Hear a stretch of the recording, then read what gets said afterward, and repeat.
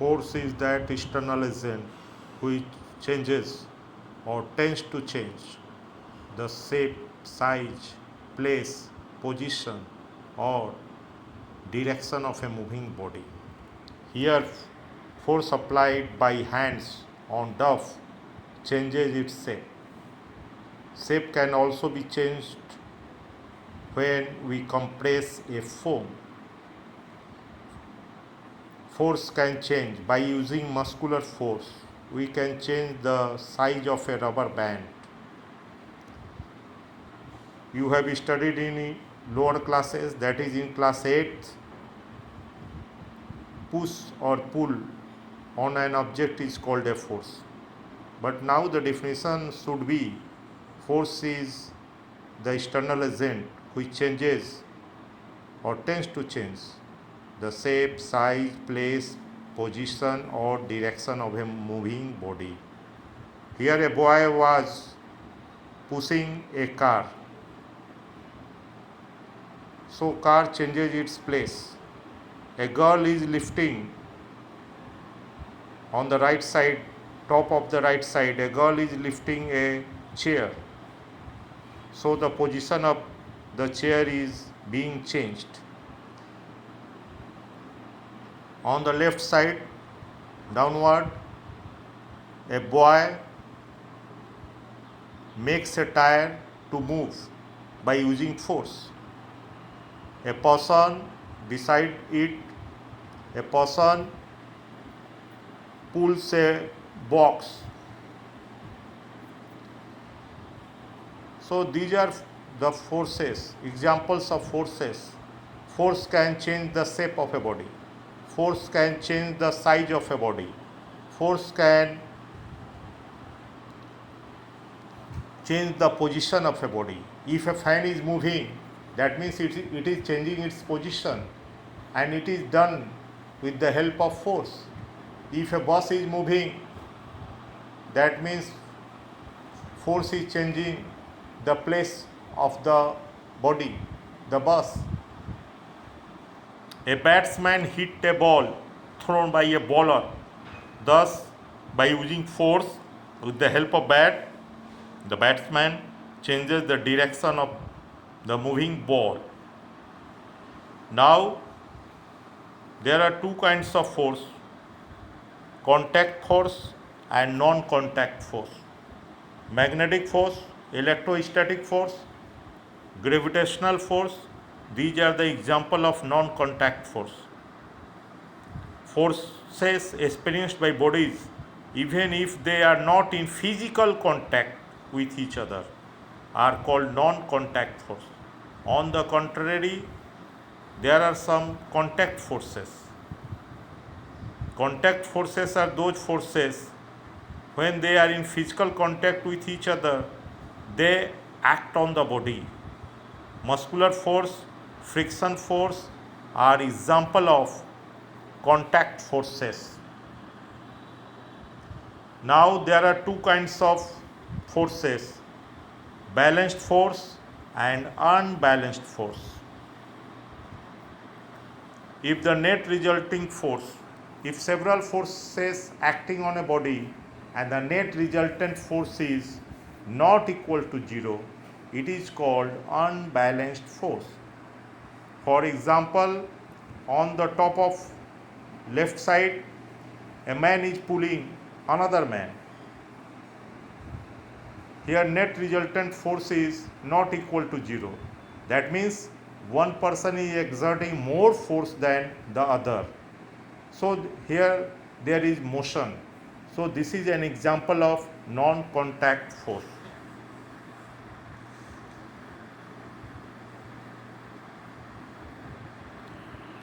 Here in a tug of war, two persons are on one side, one end, and one person is on the other end. So naturally, two persons will exert more force, so there will be motion. Motion is caused by greater force. Here, this is an example of balanced force. When several forces acting on a body, but the net resultant force is 0, it is called balance force. In this tug of war, three girls are pulling, three girls are on one side and three boys are on other side. So their net resultant force is 0. On both sides, equal forces are being applied. So net resultant force is 0. So it is an example of a balanced force. Balanced force doesn't brings about motion. Again, examples of balanced and unbalanced force. On the top, 300 newtons of force are being applied from both sides. So it is the example of balanced force, because here 300 Newton minus 300 Newton, net resultant force is 0 Newton. So it is the example of balanced force. And in the below figure, at one end 400 Newton of force is being applied, and at the other end 300 Newton of force is applied. So the net resultant force is 400 minus 300 Newton, that is 100 Newton. So it is unbalanced force, and motion will take place in the direction of 400 Newton of force. Now have a conception of inertia. There are three kinds of inertia: inertia of motion, inertia of rest, inertia of direction. What is inertia? Inertia is inherent property of a body by virtue of which it wants to remain in the state of rest or in the state of motion. The property of body by virtue of which it resists any change in its state. Now listen about inertia of rest. The property of body, the inherent property of a body by virtue of which a body wants to remain in the state of rest is called inertia of rest. For example, if a book is kept on a table, the book wants to remain on the table forever if no force is applied on the book.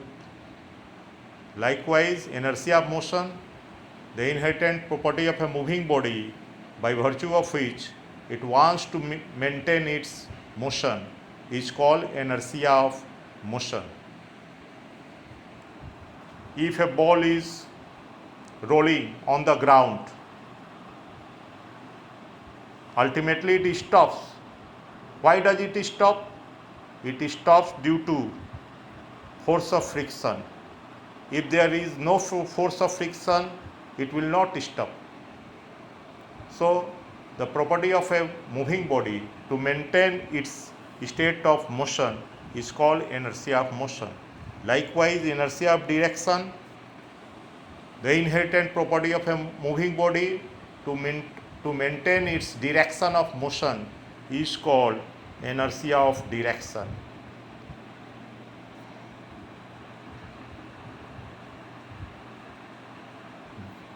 In the figure, this is the example of inertia of motion. When a bus or car is suddenly brought to rest, when the car or bus is suddenly brought to rest, that means it stops suddenly. The passenger in the bus or in the car lean forward. This is due to inertia of motion. The lower part of their body, which is in contact with the car or bus, stops with the car or bus, but the upper part of their body wants to remain in motion due to inertia of motion, so they lean forward when the car or bus suddenly stops.